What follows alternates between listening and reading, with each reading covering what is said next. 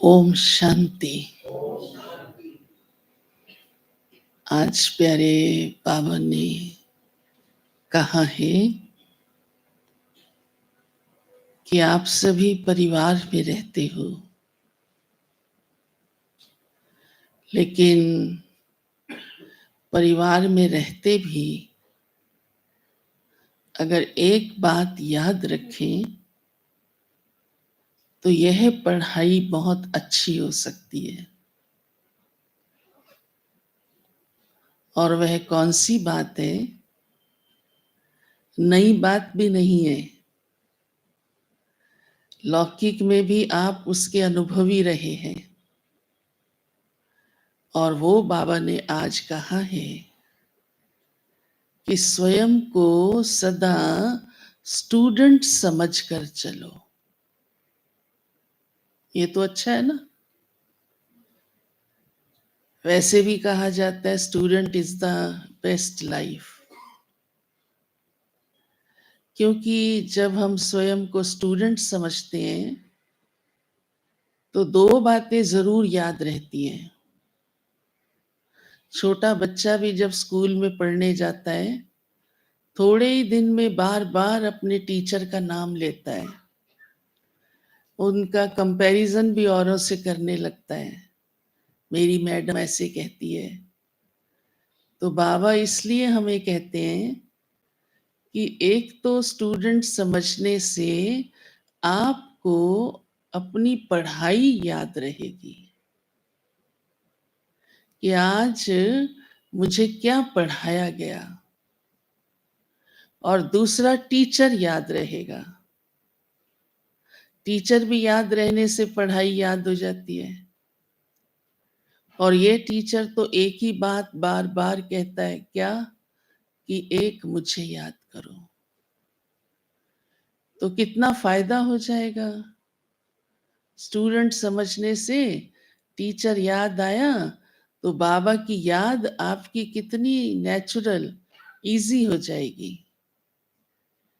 और विशेष फायदा क्या होगा, क्योंकि जब पढ़ाई की चिंता होती है, चिंता माना ध्यान पर रहती है, तो गफलत नहीं होती, लापरवाही नहीं आती। पढ़ने वाले को हमेशा ये ध्यान रहता है। तो ये बाबा कहते हैं इतना फायदा एक अपने को स्टूडेंट समझने से सहज हो जाता है। फिर बाबा ने कहा है दुनिया में तो अज्ञान है ही, लेकिन एक बहुत बड़ा अज्ञान है जिस कारण से वो भगवान से और दूर हो जाते हैं बजाय पास आने के। और वो क्या है कि बाबा कहते मेरे को ही, माना भगवान को ही कहते हैं उसका ना नाम है कोई, उसका ना रूप है कोई। वो तो एक अदृश्य शक्ति है। कर रहे होते शिवलिंग की पूजा, फिर कहते हैं उसका ना कोई नाम है ना कोई रूप है। तो जब उसका नाम ही नहीं मालूम, रूप भी नहीं मालूम, तो उसकी याद कैसे संभव है? तो उसकी पूजा भी कैसे यथार्थ होगी? इसलिए उनका पुरुषार्थ, हाँ, भक्ति का वो फल नहीं दे सकता, क्योंकि कोई भी नाम और रूप से न्यारा होता नहीं, और भगवान भी नाम और रूप से न्यारा नहीं है। इसीलिए बाबा ने सबसे पहले धरती पर आते ही अपना नाम भी सुनाया, अपना रूप भी सुनाया, और सिर्फ इतना ही नहीं, अपना कर्तव्य भी सुनाया कि मैं शिव हूं और मैं निराकार ज्योति बिंदु हूं, और इस दुनिया को पतित से पावन बनाने आया हूं। तो बाबा ने ये भी कहा है कि इसलिए आप बच्चे ही अब इस भारत को पतित से पावन बना रहे हो। ये भारत जो पतित बन गया उसको पाक कर रहे हो, पवित्र कर रहे हो।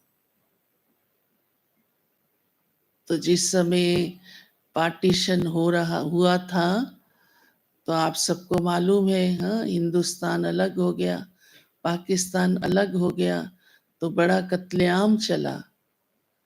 परंतु जब भी कोई बाबा के पास आते, तो ब्रह्मा बाबा एक ही बात प्यार से कहते कि हम तो इस दुनिया को पाक कर रहे हैं।